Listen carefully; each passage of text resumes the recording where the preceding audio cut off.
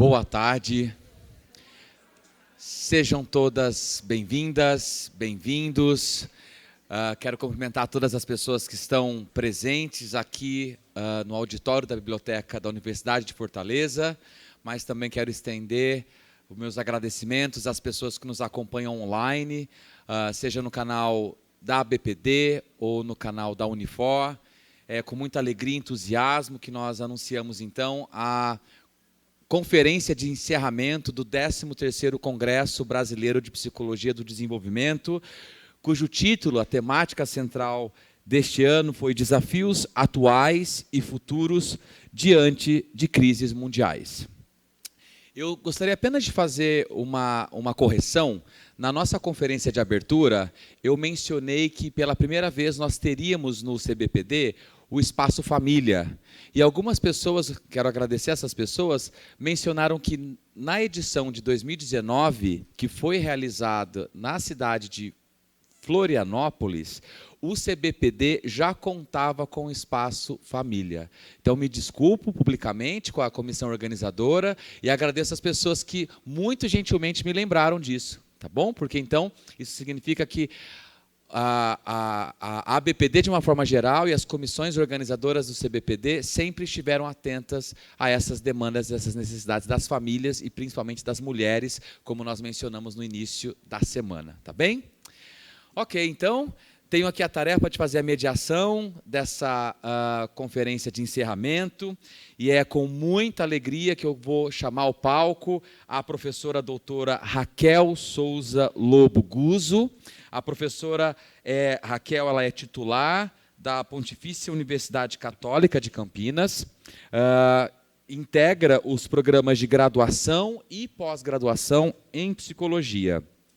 A professora Raquel é graduada em psicologia também pela PUC de Campinas, mestrado e doutorado em psicologia escolar e do desenvolvimento pela USP. Realizou estágio de pós-doutoramento na Universidade do Texas, nos Estados Unidos, em avaliação psicológica, e na Universidade de Rochester, também nos Estados Unidos, em desenvolvimento, desenvolvimento de programas em prevenção em saúde mental.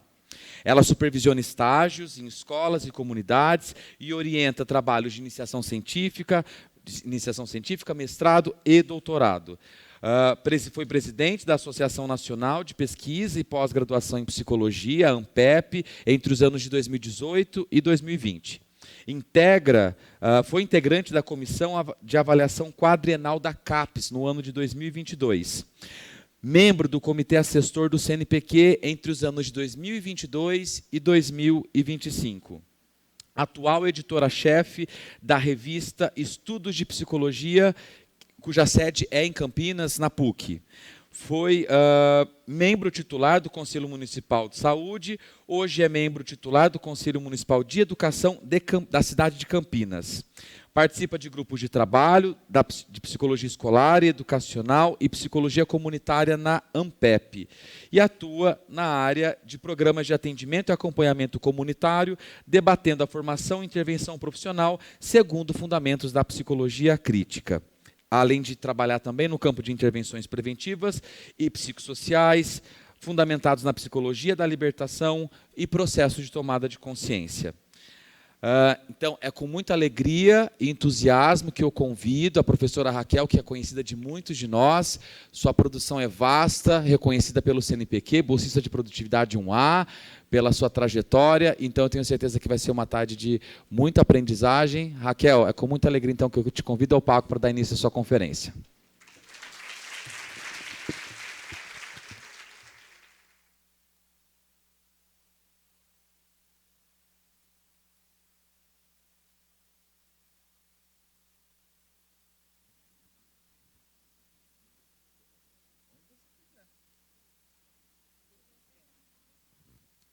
Gente,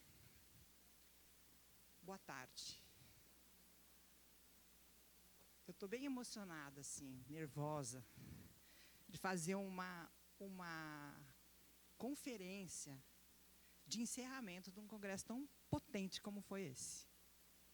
Então, eu sou assim meio desorganizada. não tenho a sua potência, mas eu sou muito desorganizada em relação à minha apresentação. Eu faço uma preparação, eu fiz uma transparência, eu fiz uma introdução que eu vou ler para não fugir do tema, mas na hora vocês vão ver que eu escapo de todos os meus próprios controles. Então, é o seguinte, essa vasta experiência de muitos, acho que 50 anos que eu estou nessa área, desde que eu entrei na faculdade, eu queria estudar desenvolvimento infantil. E aí eu tive uma decepção, porque eu fui estudar o adoecimento, e não o processo de desenvolvimento. Então, esse negócio sempre me pegou, como profissional, como pesquisadora, etc. E eu vou fazer um pouco aqui uma leitura de uma fala rápida, para mostrar para vocês como é que eu estou me sentindo. E daí, depois, eu vou fazer, passar nos 45 minutos que eu tenho, eu vou passar a apresentação que me foi encomendada.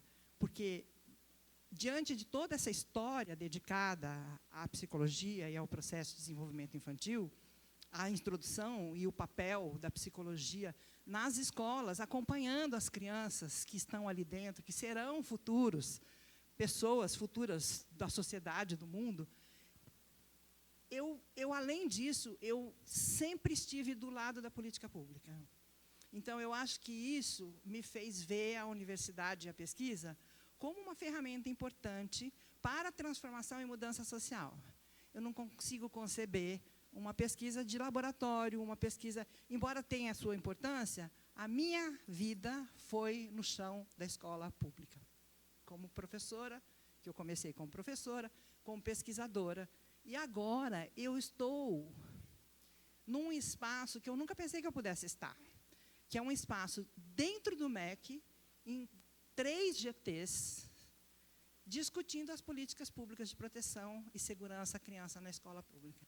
Nós estamos num momento político importante, em que a gente precisa agir rápido, porque o tempo passa muito rápido, e nós podemos voltar à terra arrasada de um tempo atrás. Então, assim, esse é um compromisso muito grande que eu tenho com a minha profissão. Eu acho que a psicologia, como o Ian Parker sempre fala, da perspectiva crítica, é uma ferramenta ideológica poderosa. Ela foi criada no hemisfério norte, nos países de implantação do capitalismo, como uma ferramenta de ajustar as pessoas à nova ordem social. E aí, assim, nós fomos colonizados com essa psicologia. Então, fazer a ruptura desse processo de colonização da psicologia para as demandas e a realidade latino-americana é tarefa nossa. Ninguém mais vai fazer isso.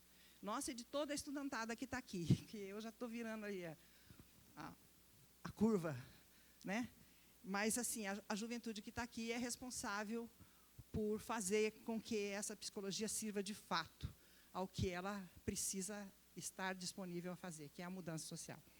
Então, eu vou ler esse pedacinho aqui, vocês não achem ruim, mas assim vai ser rápido. Diante de um evento exemplar, repleto de comunicações, mesas e debates importantes sobre o desenvolvimento humano, infantil e adulto, sobre as temáticas relacionadas à vida cotidiana, que nos faz pensar sobre a psicologia que construímos e como e quanto ela nos permite entender e mudar o mundo, eu só posso agradecer o convite, a insistência do Alex e da Letícia, para que eu esteja aqui hoje, nesse momento. No entanto, essa conversa com vocês encerra o maravilhoso evento com uma temática que tem nos incomodado de forma contundente, dentre outras já debatidas aqui: a violência nas escolas e as políticas de proteção às crianças e jovens. Temos aqui diante de nós profissionais, estudantes, pesquisadoras, pesquisadores, professoras, professores de psicologia, um questionamento constante: como proteger as crianças e jovens, tornando as escolas como espaços seguros para seus processos de desenvolvimento, que são singulares. E a resposta a essa pergunta não está dada. É complexo o sistema que mantém a violência como uma forma naturalizada de convivência nas escolas, nas comunidades, e a cada ano estudantes aprendem a responder a esta condição, tornando-se também mais violentos. quero muito agradecer a confiança depositada em mim para encerrar este evento e gostaria de me apresentar, talvez, para até justificar a minha fala e a minha autodescrição. Eu sou uma mulher branca, de cabelos brancos, estou usando óculos, um vestido listado de azul e também sou uma militante pela educação, em especial pela educação pública, onde estão matriculadas as crianças brasileiras, em sua maioria. E, certamente, a área que mais contribui para entender a educação é a psicologia do desenvolvimento humano.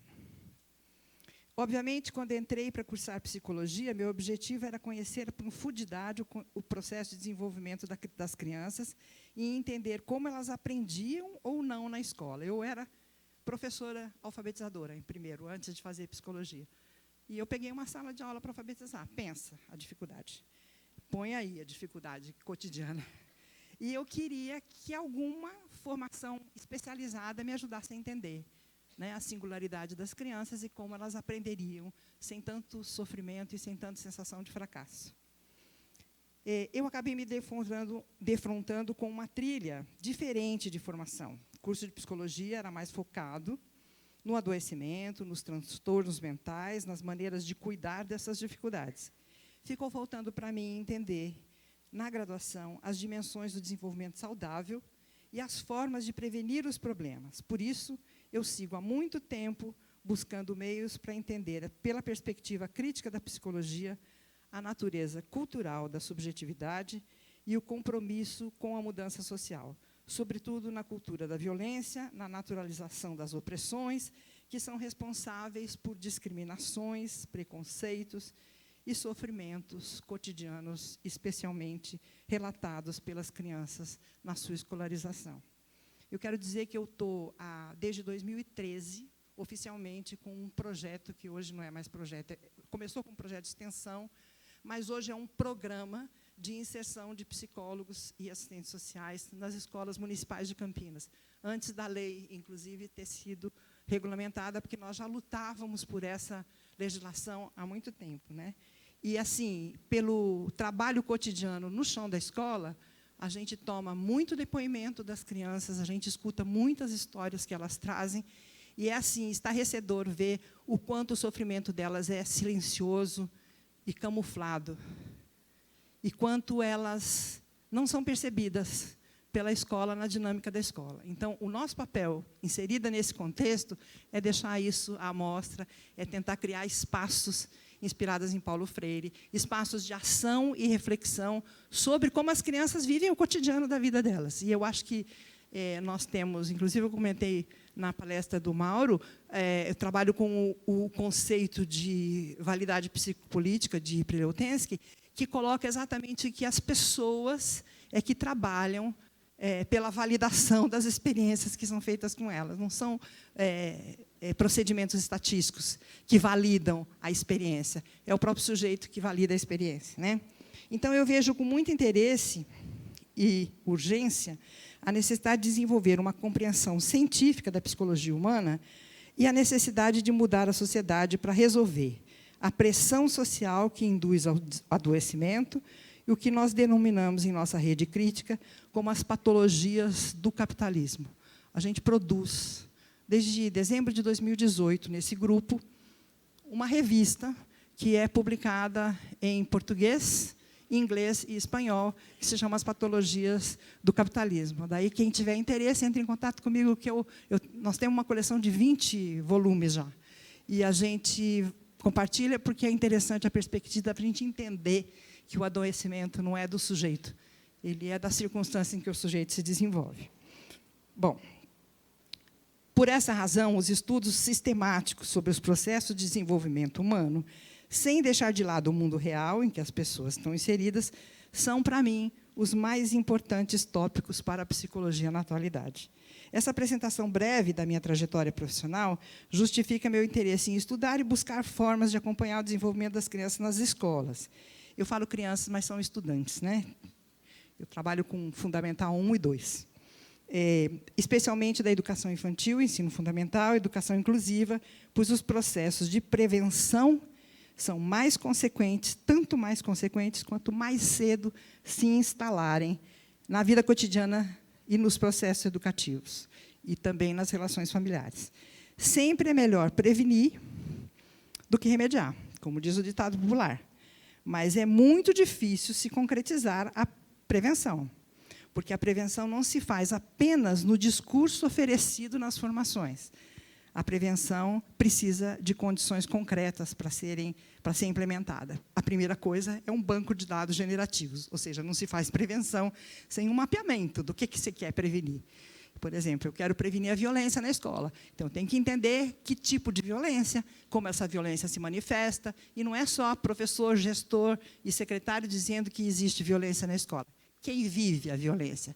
Como vive a violência? Tipificar essa violência a partir das manifestações dos próprios sujeitos que sofrem essa violência. É muito difícil falar sobre políticas de proteção às nossas crianças nas escolas quando vivemos o avanço das violências políticas, da ausência na solidariedade, nas formas de convivência, quando cada dia mais um cenário violento se cristaliza nos governos totalitários. No Brasil, no entanto, vivemos um tempo de esperança e preocupação também, né, gente? Por que não? Passa muito rápido o tempo, apesar do cenário difícil, e é nesse tempo que nós precisamos construir políticas de segurança e proteção. Desde o início do governo Lula III, a preocupação está voltada para a prevenção e a proteção das crianças nas escolas por meio de geração de políticas. E, na transição do governo, de 22 para 23, participei de um GT de transição, e, depois do GT de transição, nós começamos a elaborar, por determinação do próprio governo, um grupo de trabalho que pudesse pensar em recomendações para gerar as políticas de proteção às crianças e adolescentes. Então, esse foi o primeiro GT oficial, com portaria, no Diário Oficial, etc., para a gente pensar sobre isso, né?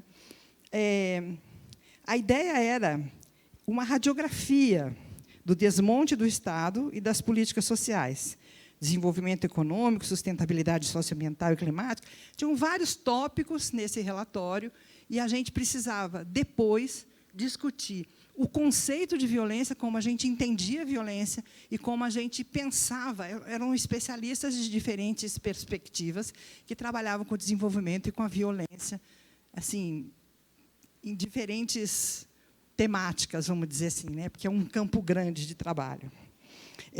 O governo organizou, então, vários grupos de trabalho com especialistas para discutir as violências na escola, e nós estávamos vivendo, naquela época, uma sequência de ataques extremos. E o que me preocupava mais é que a forma de entender os ataques de extremos era o perfil do atacante, o perfil do agressor.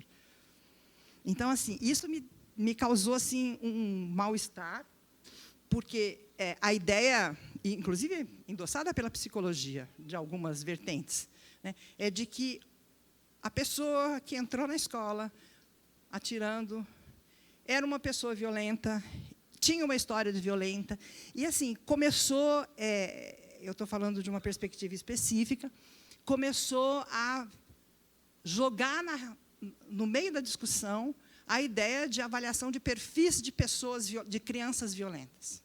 Então, é quase como se a avaliação psicológica pudesse dar conta de estabelecer perfis de pessoas violentas. E a gente começou assim, a gente, que eu digo, tinha mais umas 2, 3 pessoas que estavam dentro da minha perspectiva, a gente começa a debater que a criança não é violenta.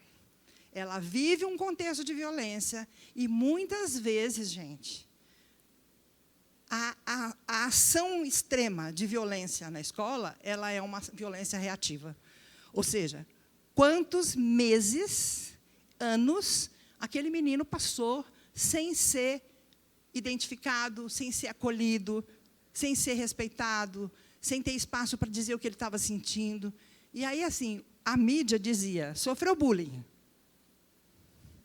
E a gente tem uma concepção de que, porque essa ideia de bullying é uma ideia importada, esse rótulo é um rótulo que esconde os nossos preconceitos, as nossas opressões, as violências de gênero, tudo está debaixo desse rótulo do bullying. Então, é difícil você lidar com uma situação cotidiana de opressão se você coloca dentro de um rótulo maior, que é o rótulo do bullying. Então, a gente precisa repensar isso, porque foi impressionante, porque a legislação da psicologia assistente social na escola, ela sai muito depois de 20 anos de luta, de marcar passo ali no ombro de cada parlamentar para votar, explicar o que é a lei, explicar o que a psicologia faz na escola. Eu não aguento mais explicar, mas eu tenho que explicar.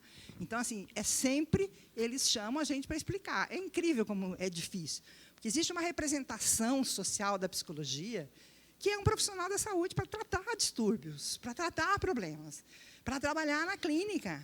Então, assim, quando você consegue convencer educadores, gestores, que a gente tem um outro modo de olhar para a escola e de lidar com as questões do cotidiano escolar, eles demoram para acreditar. E aí é o que eu falei para uma hora. A nossa evidência são esses desde 1913. 1913, de onde eu vim? Aí, pelo amor de Deus, desde 2013... 1913, eu preciso dar minha história para ver o que aconteceu nessa época. Deu uma, né, um negócio desceu aqui. Desde 2013 que nós trabalhamos nas escolas de Campinas. E hoje, se você perguntar para um educador da escola municipal qual é a atribuição e a ação da psicologia na escola, eles vão falar, nós sabemos. É diferente da psicologia clínica, é diferente da psicologia do SUAS. Do SUAS, é diferente. A psicologia na escola é uma outra psicologia. Isso foram o quê? Quantos anos? De evidências, de trabalho coletivo, comunitário, junto com eles, mostrando porque que a gente faz.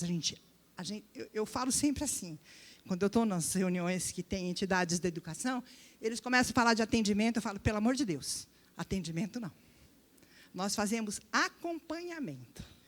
Muito obrigada de você corrigir. Eu falei, a gente tem que corrigir, porque senão nós estamos jogando a palavra para uma outra dimensão política, que é a dimensão da saúde. Então, veja, são detalhes que a gente só consegue implementar de adesão quando eles compreendem exatamente que a psicologia na escola não é uma psicologia da área da saúde. Bom, o que acontece nesse relatório que nós fizemos dos ataques extremos? Tiramos a ideia de que o sujeito era o único responsável pelo ataque, porque a legislação manda prender, né, gente? Manda prender e a responsabilidade é do agressor, não tem nenhuma discussão do entorno, não tem nenhuma responsabilização de uma escola que não olha, que não escuta, que não acompanha. Então, é uma questão difícil essa. E aí, esse documento, ele está disponível, inclusive, no MEC, eu acho. Né? Esse documento ele define o fenômeno e considera várias condições que são responsáveis para essas situações, como, por exemplo, o extremismo do ódio cultivado, os conteúdos nas redes sociais e condições para o enfrentamento dessas situações, as políticas de segurança e proteção, que geram projetos de lei com muitas divergências no espaço de representação pública, elas se organizam a partir de audiências públicas. Então, vocês não podem imaginar o que foi para mim participar no início do governo, no segundo semestre do governo que está, o governo Lula, quer dizer, nós estamos, eu não sei nem que ano que nós estamos mais, no segundo, né? E assim, a ideia de que os parlamentares queriam entender. A legislação foi aprovada, depois foi vetada pelo presidente, que eu não vou nem mencionar o nome. Aí, depois, a base política fez um esforço grande com vários representantes de diferentes partidos, aí derrubamos o veto. Quando a gente derruba o veto, entra a pandemia. Aí, 2019... dezembro de 2019, 2020, 2021, nós começamos a reorganizar a discussão sobre a importância da legislação e hoje a gente está no MEC terminando um GT que começou em agosto, que é um GT com a diretoria responsável pela educação básica para a regulamentação da legislação. Então, a gente fez oitivas várias, com entidades da educação que questionavam por quê, como é que vai dividir, quantos psicólogos por escola, enfim, um monte de questionamento, quem vai pagar a conta, tudo isso. E a gente precisava defender a nossa presença nesse espaço, sabendo dialogar com a entidade, com as entidades da educação, que é uma coisa que dificilmente a pesquisa da psicologia faz, né? O psicólogo ele fica olhando para o próprio umbigo. Quando você vai conversar com um dirigente da educação, você vê a distância que existe. E eu acho que, quando a gente está discutindo política pública, a gente não pode se isolar. A gente precisa traduzir o que a gente faz de um modo que eles entendam, em primeiro lugar, e, em segundo lugar, entender o que eles estão falando. Porque eles têm demandas históricas que não são atendidas. É impressionante como a educação brasileira é precarizada. E aí, quando você fala, tem um dinheiro, que é o Fundeb, eu vou dividir esse dinheiro com psicólogos e assistentes sociais? Não vou. Eles falam, não vou, não. Arruma outro fundo para poder manter vocês na escola. É importante que vocês estejam, mas desse dinheiro vocês não vão tocar a mão. Então, a gente tem hoje um outro movimento, que é repartir um bolo pequeno com... Você está controlando meu tempo, né? Ah, é você. É. Não, é. Então, assim, mais ou menos é esse panorama que eu estou vivendo hoje, agitadamente, porque é um negócio que, assim, toda terça-feira de manhã, a gente tem um encontro na CECADI para discutir políticas de enfrentamento a bullying, a opressões, a violência contra meninas e violências contra a comunidade LGBT. Nós não sabemos o que vai dar isso. Nós vamos preparar um documento e vamos apresentar para o Conselho Nacional de Educação. E a gente está fazendo um debate com diferentes entidades e associações que lidam com essas questões de violência. Então, tem Rede Malala, tem Associação de Mães LGBT, tem Associação de Pessoas Trans, tem eu nem sabia que existia. Aí eu começo a ver como a gente produz pesquisa para quem? A gente produz pesquisa para quem? A gente produz pesquisa para quê? Essa é a pergunta que martela sempre na minha cabeça. Ou seja, se eu estiver produzindo um conhecimento que sirva só para o meu Lattes, para mim, eu estou em maus lençóis, né? Então, assim, o mundo está correndo aqui e eu estou produzindo para mim. Eu acho que esse não é o espírito, inclusive o espírito de uma associação como essa. Já deu demonstrações de que o que a gente produz aqui tem que ser traduzido para um cotidiano onde os processos de desenvolvimento ocorrem. Então, agora eu vou começar. Mas eu vou passar rápido. E depois, se vocês tiverem dificuldade, a gente volta, tá? Se não for suficientemente claro. Então, vamos lá. Quais os caminhos? Está ali, ó. Eu vou ler para vocês, porque nem eu não estou enxergando. Eu tenho um amigo que se chama Emílio Genaro, eu não sei se vocês conhecem. Ele produz reflexões críticas, me alimenta muito, sabe, com as reflexões que ele produz. E, diante de um cotidiano, aí ele me mandou essa reflexão dele, agora ele mandou uma outra que eu não li ainda. Diante de um cotidiano onde sobram dificuldades e angústias, que mecanismos fazem com que homens e mulheres parem de aceitar as coisas que não podem mudar para mudar as coisas que não podem aceitar? Vamos pensar sobre isso. O que move essas pessoas para as quais é impensável não reagir diante dos acontecimentos? A gente demora muito para se organizar em movimentos. Parece que as coisas vão lapidando a nossa vontade de se organizar, de se coletivizar e de lutar. Uma indignação que inquieta a alma, os valores que dão sentido à sua vida, uma mescla de instintos e fatores... Ele não é psicólogo, viu, gente? Ele é educador popular. Uma mescla de instintos e fatores inconscientes que se rebelam ao conformismo, que se apresenta como expressão do bom senso, as respostas que encontramos ao estudar situações de resistência apontam nas mais variáveis direções. Então, aí, assim, aqui a gente está... Pode passar, por favor. Praticamente os caminhos da resistência. A liberdade vivida como desobediência à ordem, rompeu a ditadura do medo, minou o consenso em volta do poder e abriu os sulcos que acolheriam as sementes das mudanças. Eu acho que assim, eu penso muito nisso, porque muitas vezes a gente se acomoda, né, e não se rebela. Aí, assim, longe de alimentar ilusões e utopias, essas pessoas aproveitaram as brechas na dura realidade do seu tempo para que a palavra resistência atravessasse a ponte que separa o dizer do fazer. São reflexões dele. Não me perguntaram a ninguém se eu poderia agir. Simplesmente arregaçaram as mangas e deram conta do que estava a seu alcance. Um eco que convoca a agir no presente, a acreditar na mudança, quando tudo parece perdido, a transformar esperança em ação cotidiana, a não se ajoelhar diante do que fecha as portas do futuro para a maioria das pessoas, e especialmente para as crianças que estão nas escolas públicas. Isso justifica a minha inserção nas escolas como profissional de psicologia. Aí, sobre as violências, juventude, o futuro que se desenha em meio a tantas ameaças. Nós vimos há muito tempo deixando de prestar atenção à escola, reparar erros, desvios, envolvendo o sentido da educação para crianças e jovens. Uma coisa que me atormenta é você chegar numa 5ª série, você já passou pelo ciclo básico 1, 2, 3, 4, 5º ano, está quase acabando praticamente o ensino fundamental, e a criança não sabe ler e escrever. Eu não me conformo da escola não tomar providência. Eu não me conformo, porque isso foi visto lá atrás, há 4 anos atrás.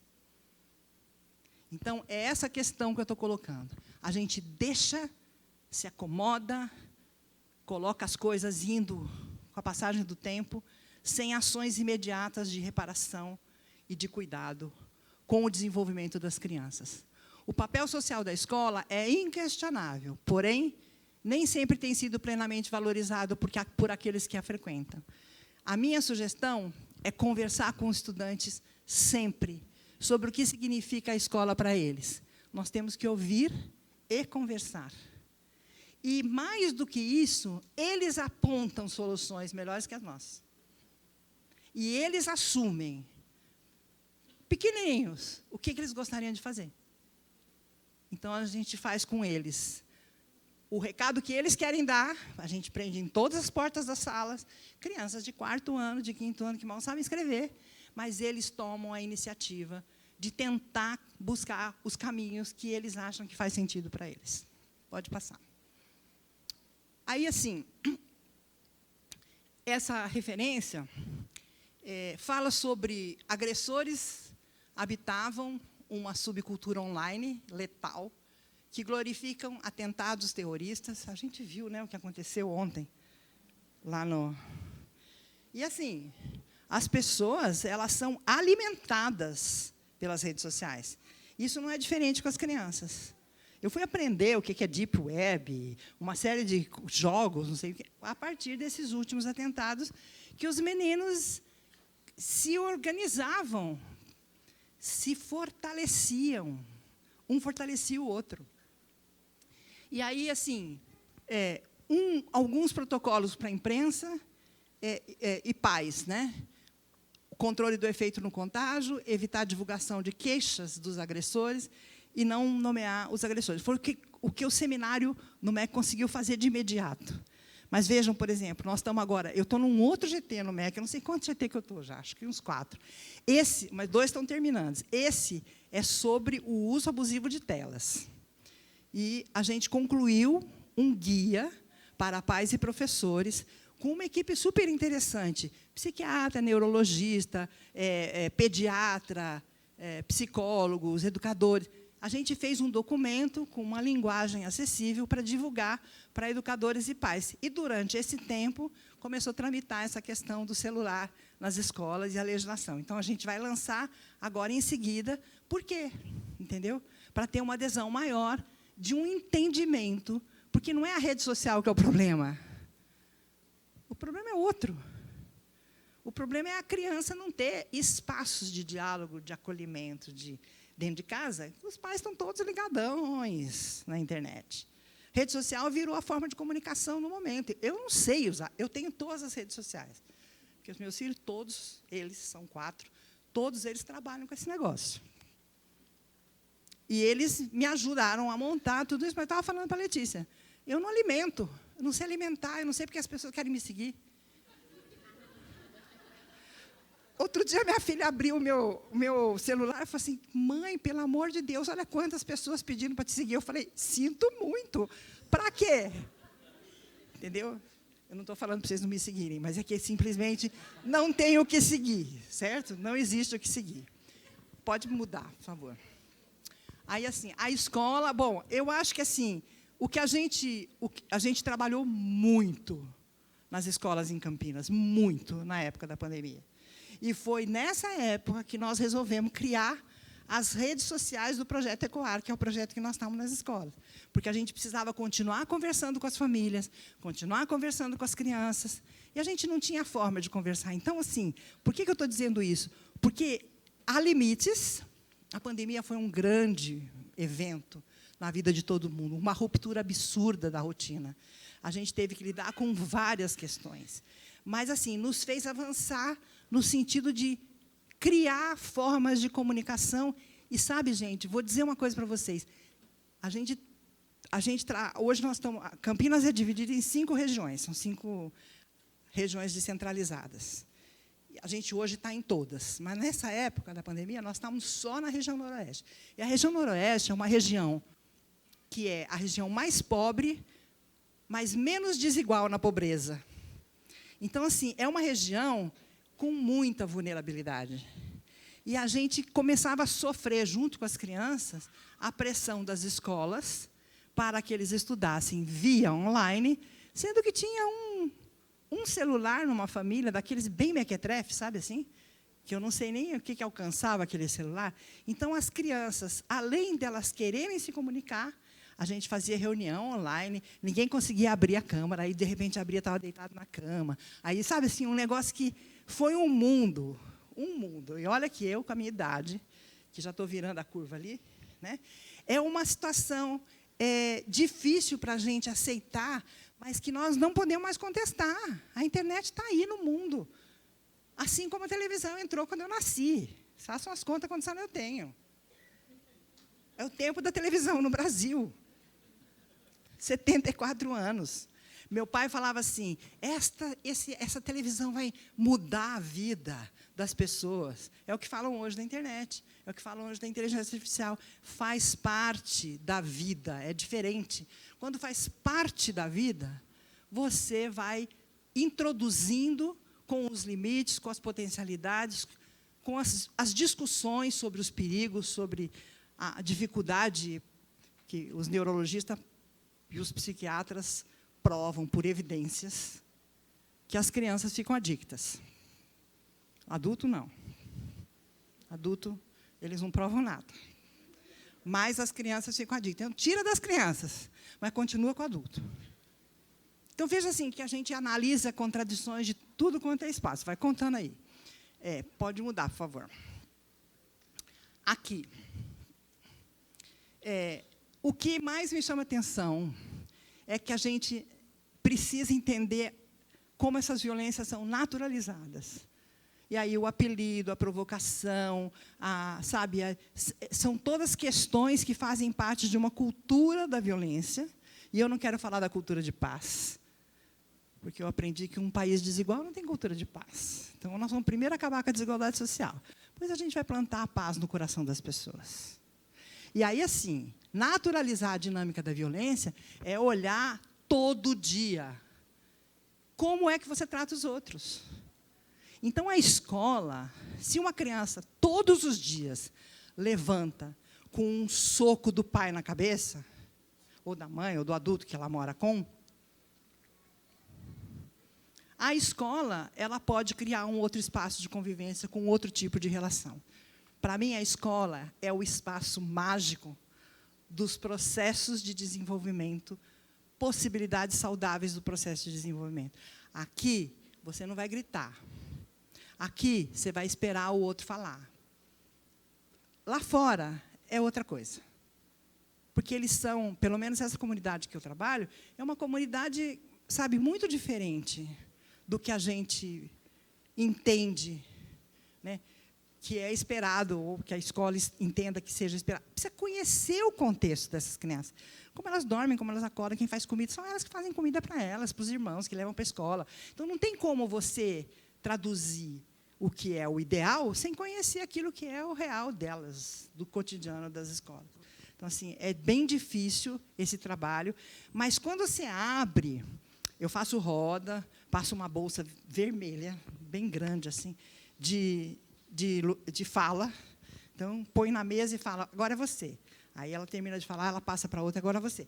E a gente faz sínteses do que todo mundo falou, e eles começam a entender o que é a vida deles. Porque um praticamente tem uma vida parecida com a do outro. Então, eles se organizam na diversidade. É tão bonito isso, gente, com criança pequena. E a escola precisa abrir espaço para que essas coisas aconteçam. Aí, estou acabando, né? Eu não sei nem quantas pranchas eu fiz. Ah, não, eu acho que essa é a última. Se a gente vive numa sociedade violenta, não é a última? Não? Bom, tem 9 slides? 19 slides? Gente, eu acho que eu viajei, eu estou na metade. Mas, assim, a gente pode perfeitamente encurtar o caminho. A gente pode encurtar o caminho. Pode passar para a próxima, por favor.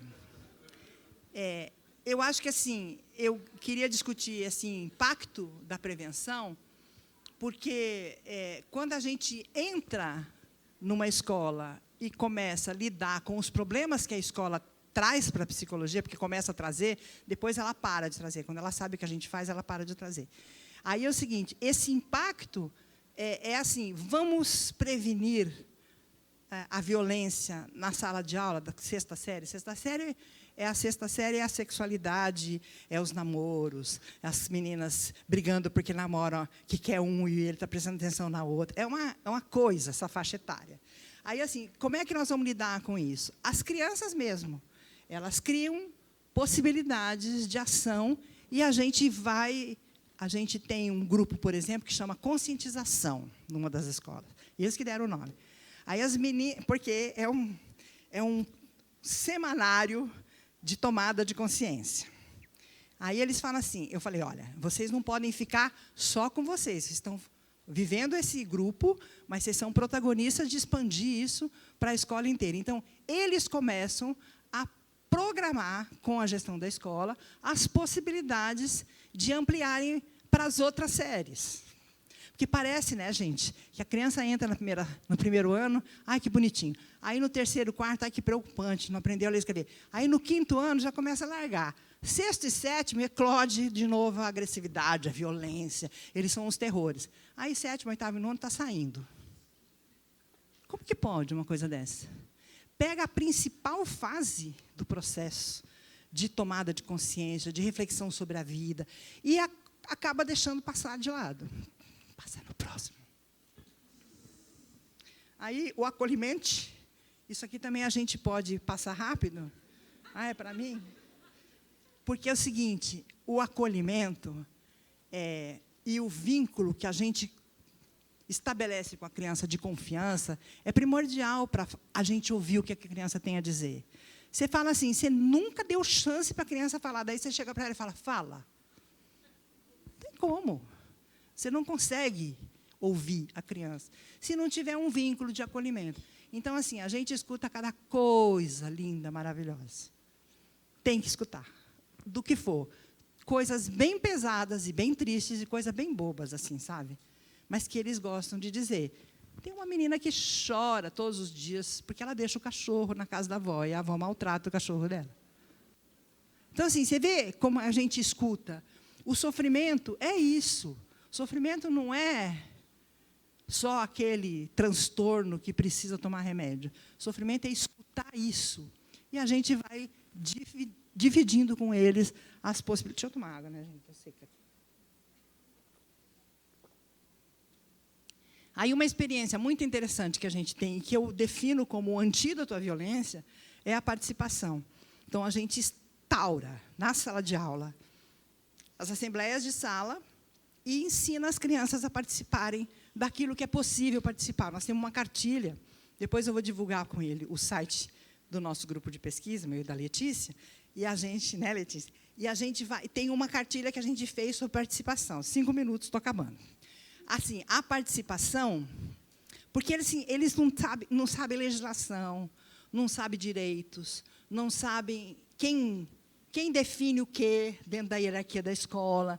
Então, a gente faz uma conversa com eles, isso do 5º ano para frente, mostrando do que eles podem participar. Coisas assim, vocês podem escolher o uniforme, a roupa que vocês querem ir? Sabe assim, precisa usar...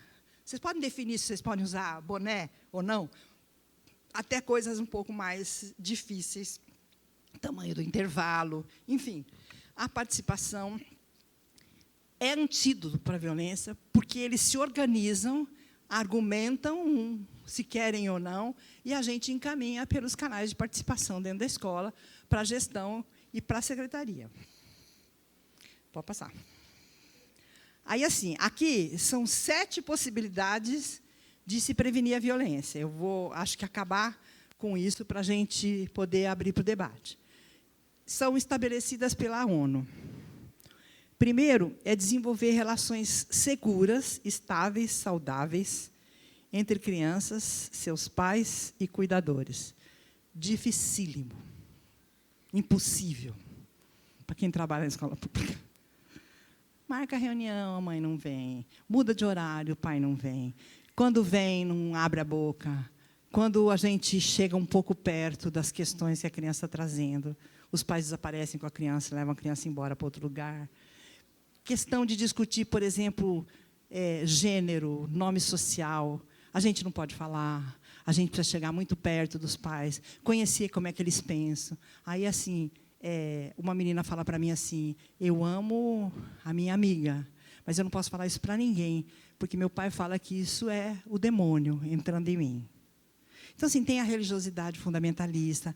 Nesse lugar que a gente trabalha, é tudo assim. A gente tem que aprender a lidar com essas questões. E não dizer, não, tem que ser diferente. Não, a gente tem que sentar com eles e conversar sobre o Evangelho. Já fiz isso. Sobre o Evangelho, a interpretação do Evangelho. Pensa, é coisa de psicólogo? Se você quer estar na escola. Se você quer discutir o desenvolvimento de uma criança, o responsável dela é um pastor. Desde que ele não abuse a filha dele, a gente tem que conversar com ele, porque se ele abusar a filha dele, eu vou denunciar e ele vai ser preso. Então, assim, olha a delicadeza da situação. E isso acontece, eu estou falando tudo de coisas que eu já enfrentei. Desenvolver habilidades de vida em crianças e adolescentes. A escola não ensina a viver. Ela devia aprender com as crianças como é a vida. Ela não ensina a viver. Então, não sabe onde o pai trabalha? Não sei. Quanto seu pai ganha? Também não sei. O que sua mãe faz? Não sei, ela sai cedo e chega de noite. Quem que cozinha para você? Minha avó leva comida e a gente come. Então, assim, sabe, é uma coisa muito deslocada daquilo que é o cotidiano da vida real. Entender que precisa de dinheiro, entender que precisa comprar no supermercado, entender que precisa cozinhar. E, muitas vezes, eles vivem, eles alimentam crianças pequenas, eles tomam conta de irmão e tudo isso, mas a escola não toma nem conhecimento. Reduzir a disponibilidade do uso danoso de álcool. Criança não usa álcool. Pelo menos nas minhas escolas, elas não usam outras coisas. Mas álcool eles não usam. Mas os pais, a mãe, eles vivem um cotidiano de uma família alcoolista. Muitas das crianças. Violenta. Quando ele não está alcoolizado, ele é ótimo. Mas, quando ele chega alcoolizado em casa, ele é um monstro. Então, assim, como que a gente vai lidar com uma criança que vive uma experiência sistemática dessa? Reduzir o acesso a armas, facas e pesticidas, gente. ONU falando de pesticida. Da onde eles tiraram isso? Sei não. Mas, de qualquer maneira, é uma realidade mundial. E prevenir a violência significa você entender quais são os instrumentos. Não pode entrar com arma branca, nem arma de fogo. Não pode entrar. Tá, muito bem.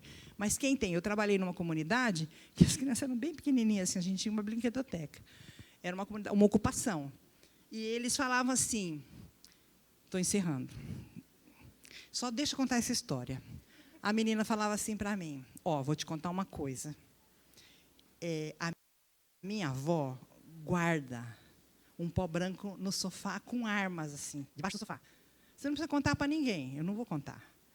Mas, assim, ela já entendia que a avó guardava a arma na casa. Ela era pequenininha, tinha 4, 5 anos de idade. Então, assim, como é que a gente vai idealizar um processo de desenvolvimento sem conhecer o cotidiano das crianças nas escolas? Eu não sei se eu dei conta do que eu tinha que fazer, mas, de qualquer maneira, eu estou à disposição para a gente discutir aquilo que mais pegou, o que tiver mais dúvida.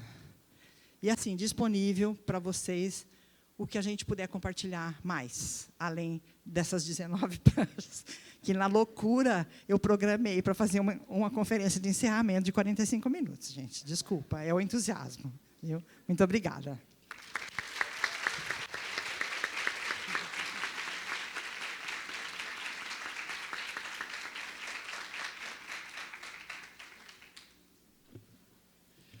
Muito bem. Claro que eu quero te agradecer, Raquel, pela sua conferência de encerramento. Nós vamos ter um espaço para questões, para diálogo. Eu fiz algumas anotações na condição de mediador. Algumas coisas da sua fala, Raquel, me chamaram a atenção, né? E acho que podem ser disparadores também e convocar, de alguma forma, o debate aqui com a audiência. Acho que uma das coisas que você trouxe logo no início da sua fala está associado com a produção social do sofrimento e do adoecimento, que, de alguma forma, ajuda a explicar as violências e os atentados que ocorrem nas escolas, que ocorreram nas escolas brasileiras e que trata-se de algo que nós não estávamos tão habituados, né? E como isso, de alguma forma, nos provoca a romper com a ideia de que essas violências extremas na escola, elas são algo que está no indivíduo, na genética, no aparato biológico, no perfil identificável, né? Também me senti bastante tocado quando você menciona que acabar com as violências, com os atentados, nos convoca, de alguma forma, a nos indignar com as iniquidades sociais e com a desigualdade social, que tratam-se de violências que vão, como num efeito cascata, produzindo outras formas de violência que se expressam nas escolas, em outros ambientes, né? E algo que a Raquel falou insistentemente foi acompanhar as demandas dos estudantes, acompanhar os sinais, acompanhar as necessidades que vão sendo apresentadas, né?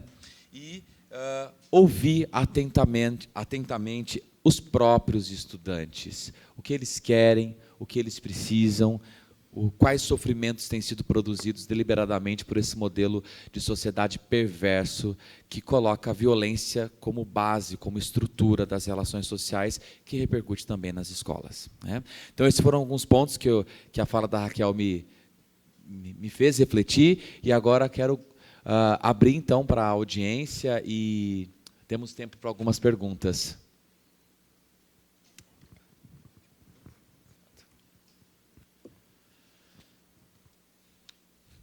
Atrás.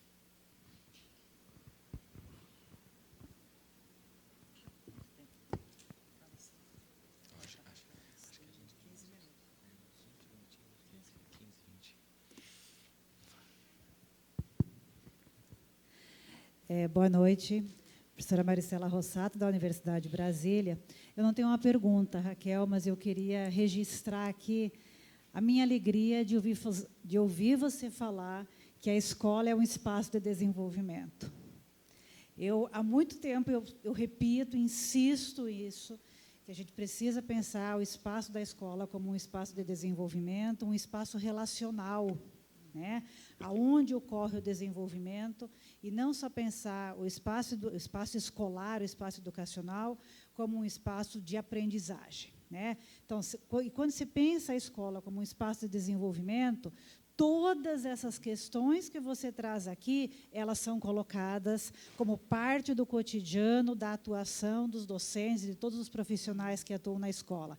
Então, queria te agradecer porque você traz isso registrado, e eu acho que não poderia ser nada mais apropriado do que isso para nós encerrarmos o nosso congresso, né, onde nós tivemos tantas temáticas extremamente urgentes de serem abordadas pela psicologia nos diferentes espaços sociais. Então, é só um registro de agradecimento, e agradecer também você, Alex, por tê-la convidado para esse momento. Obrigada. Deixa eu só falar uma coisa para vocês. Eu já passo para você a palavra, tá? Mas é assim, eu queria dizer isso. Para mim, isso é uma palavra de ordem. Escola como espaço de desenvolvimento. E aí a gente discute o que é o desenvolvimento. E quando a gente chega para os professores e fala o que é o desenvolvimento, não é só aprender a ler e escrever. O desenvolvimento é muita coisa. É um processo que tem muita singularidade. É um processo que cada um tem um marcador. Eu estou desafiada, com uma pesquisa do CNPq agora, de buscar marcadores do desenvolvimento na escola pela perspectiva dos próprios sujeitos. Então, se pergunta para eles, o que mudou em você aqui nessa escola? Aí a criança pensa assim, e ela fala, eu não sei. Eu falei, nossa, mas você não se conhece, não sabe o que você viveu aqui?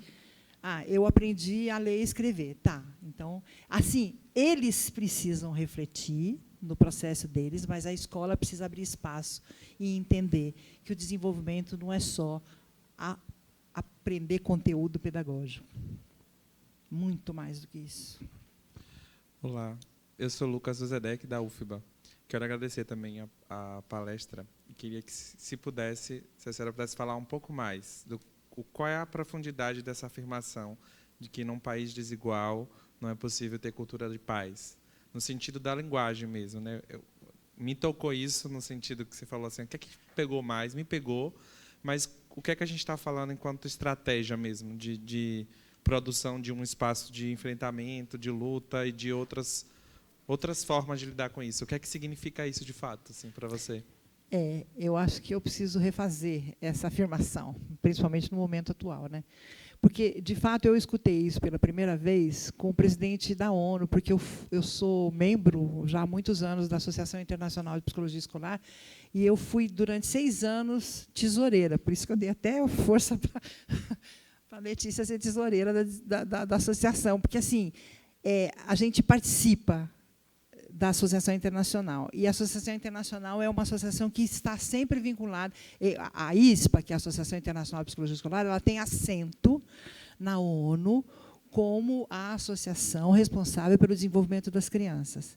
E, durante a época que eu estava no comitê executivo, eu sou antiga, das antigas, né? Você já percebeu. Mas, assim, eu estava lá na diretoria e estava vendo aquela...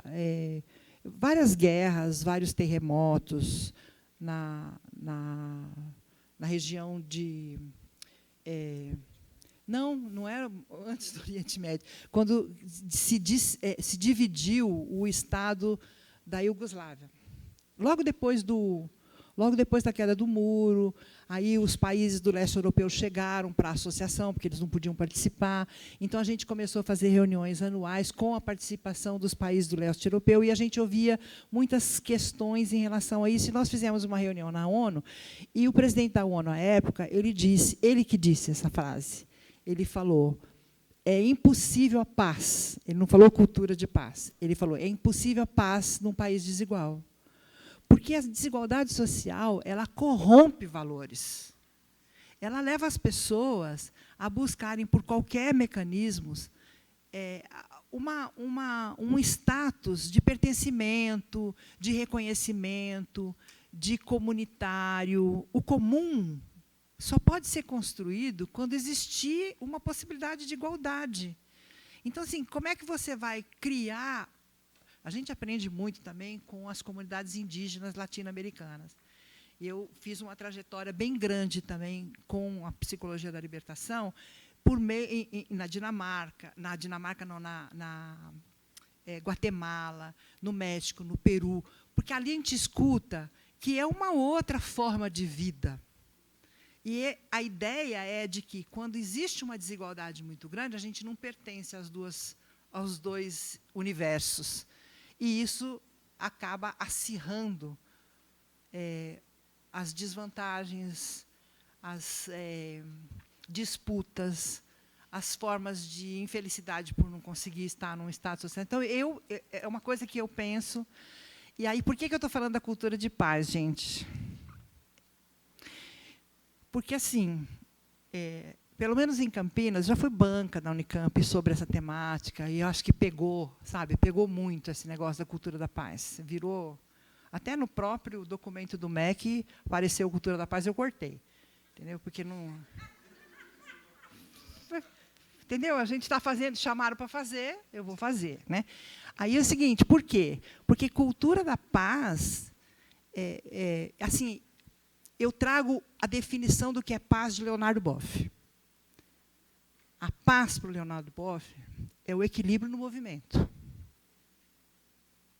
Então, não existe um estado, sabe, de uma mindfulness, um negócio assim, um espírito do além, em que você está eternamente feliz, eternamente sossegado. Não, você está constantemente desafiado.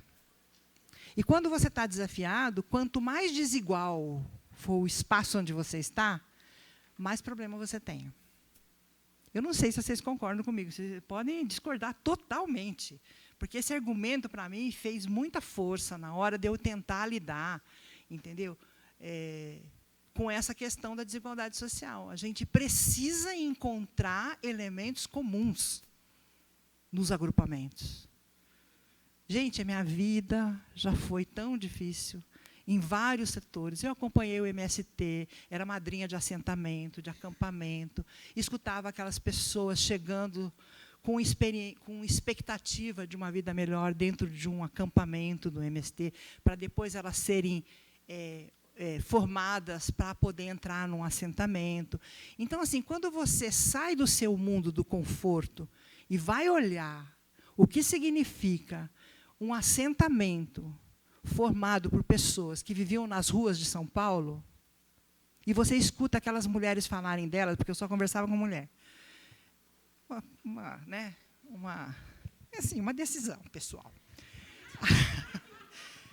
Para fortalecer exatamente as pessoas que são mais violentadas, vilipendiadas, pelo menos elas eram, entendeu? Coisas assim. E eu acho que isso foi me calejando um pouco, sabe? Que eu falei, eu não gosto de falar nada que é superficial.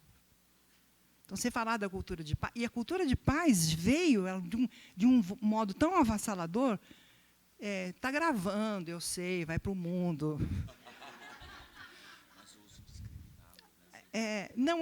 Não, mas assim, o que eu vou falar, vocês cortam depois. Né? Mas assim, os promotores, juízes, falando disso. Quem são eles? Eles é que entram nas escolas para falar de mediação e cultura de paz. Pelo menos lá em Campinas era assim. Agora a gente melhorou um pouco. Então, por isso que eu falo, antes de falar de cultura de paz, nós temos que mostrar o mundo real. Porque a vida cotidiana das pessoas... Eu me fundamento no Klaus Oskam e no Ernst Haube, que é um alemão, amigo meu, que ele fala da vida cotidiana, esse construto, como esse construto é forte, para você poder acompanhar os processos de desenvolvimento. Sem você entender o cotidiano na vida das pessoas, você não consegue entender o que é paz. Porque as pessoas se acostumam com a violência.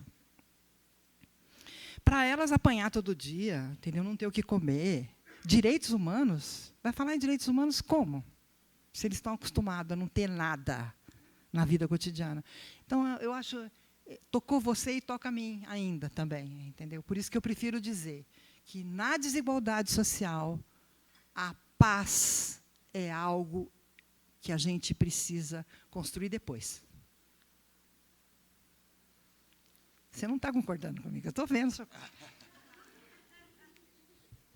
A gente pode discutir muito pelos contatos da rede social. Que ela não usa. Que eu Que não ela não uso. usa. Que ela acabou de assumir que não usa. Não. Pega com ela o meu WhatsApp. Aí Lucas, meu WhatsApp eu respondo. ela não vai te aceitar. Não. Não, Lucas, no Instagram você vai ficar na lista dos 90, sei lá quantos tem. O Instagram. Porque sabe o que eu posto no Instagram? Plantas, flores. Pode ir lá no meu Instagram, vocês vão ver. Frutas, plantas, flores. Às vezes meu cachorro, nem sei se meu cachorro aparece. Mas assim, é isso. Mas assim, no WhatsApp eu respondo. Mais do que no e-mail. Então, à vontade. Você não vai passar seu WhatsApp online, nós estamos ao vivo no YouTube. As minhas amigas têm. Nós temos tempo para mais uma pergunta. Alguém gostaria? Débora?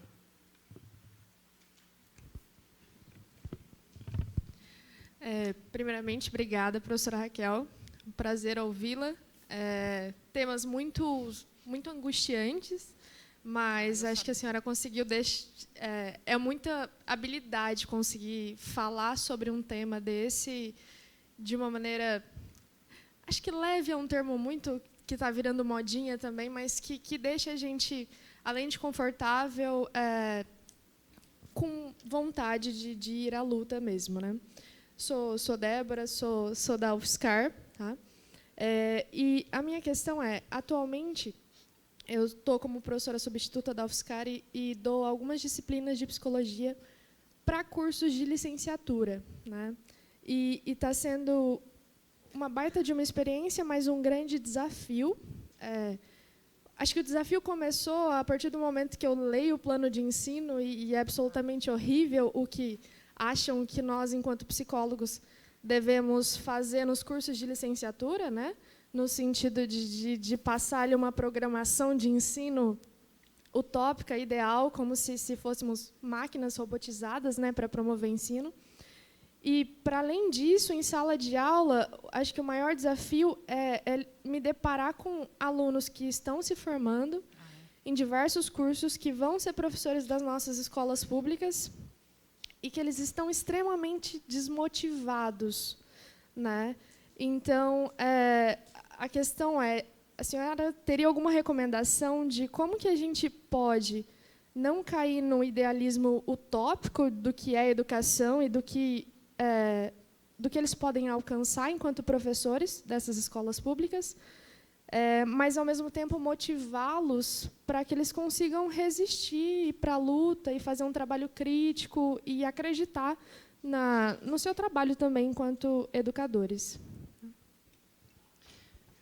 Eu quase que eu sabia que você ia fazer essa... Liguei aqui. Eu quase que sabia que você ia fazer essa pergunta, porque a gente se defronta nas reuniões com professores. Eu já levei várias broncas, mas com duas temáticas. Uma temática é assim: você fala do professor porque você não é professor da escola pública. E aí é fácil falar de fora. Vem viver o que eu vivo. Aí eu vou explorando o que ele vive. A impotência cotidiana e diária de mudar alguma coisa naquela comunidade. Ponto 1. Aí a outra fala assim: eu estou fazendo uma reunião de planejamento com os professores e, de repente, uma menina recém-formada pela Unicamp, ela desata num choro, um choro convulsivo, assim. Eu falo: o que você está passando mal? O que está acontecendo? Aí ela fala assim: eu não quero me enfrentar com essa realidade que você está mostrando. Então, assim, eu estou falando desses dois casos porque são dois casos que me chamam muita atenção para a formação de professores. E eu tenho uma orientanda, uma ex-orientanda, ela é educadora da rede municipal, professora da Faculdade de Educação, ela é uma pedagoga, e ela chama... Opa, eu lembrei o nome dela para falar para você, agora já apagou. A memória do pós-Covid. Aí, assim, a ideia de que... Ela chama Fernanda Furtado. Essa menina, ela veio exatamente com essa questão para discutir, e ela fez uma programação com os estudantes dela, que não tinham motivação, e discutir o que tinha levado a sala de aula a escolher a pedagogia. Começar daí. E eles faziam um diário de vida deles, e começaram a fazer uma análise com ela sobre a relação do diário de vida deles, a vida deles e o lugar que eles vão ocupar como professores, a vida dos estudantes. Depois, eu me comprometi com tanta gente que eu vou passar tanta coisa que eu já nem sei mais.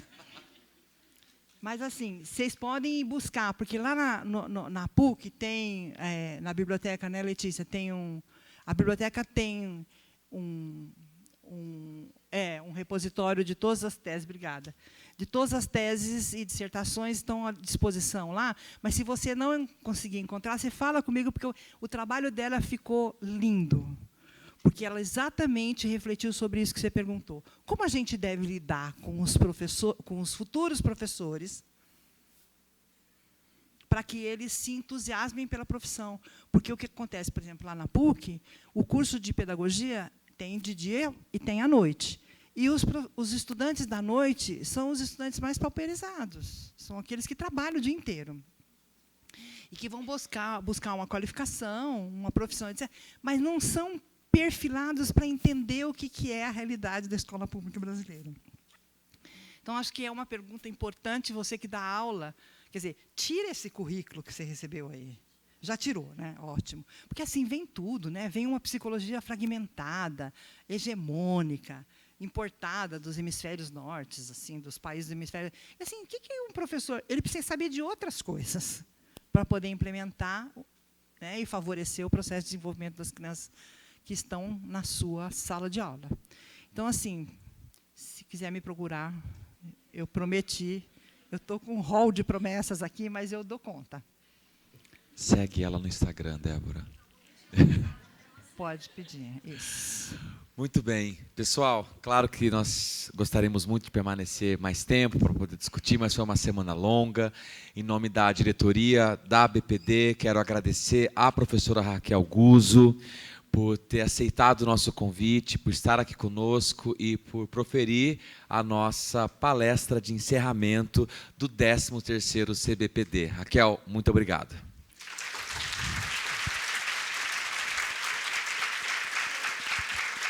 Eu só quero me despedir de vocês, agradecendo muito a oportunidade de conhecer várias de vocês aqui nas apresentações, nos espaços, rever amigas queridas, que a gente faz muito tempo que só se encontra pelo WhatsApp, dei um abração forte nela. Mas, assim, dizer que encerra um evento, mas começa uma jornada de trabalho duro.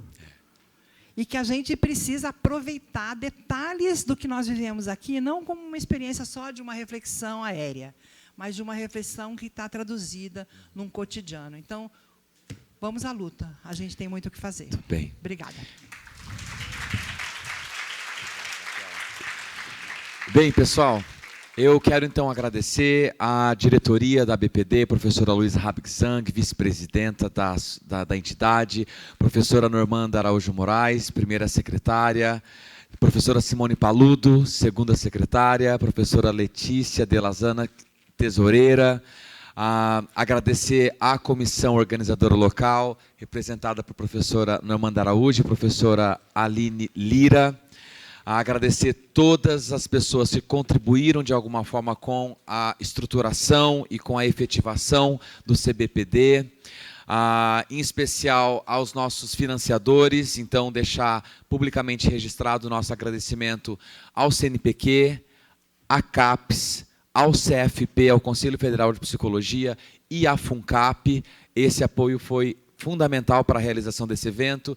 Agradecer também à Unifor, que nos recebeu tão afetuosamente durante esses dias, com essa estrutura incrível. Agradecer à empresa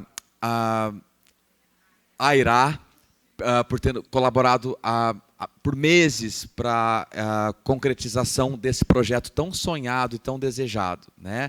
Agradecer às monitoras e monitoras que trabalharam arduamente essa semana e foram muito elogiados. E com isso, portanto, declaro encerrado o 13º Congresso Brasileiro de Psicologia do Desenvolvimento.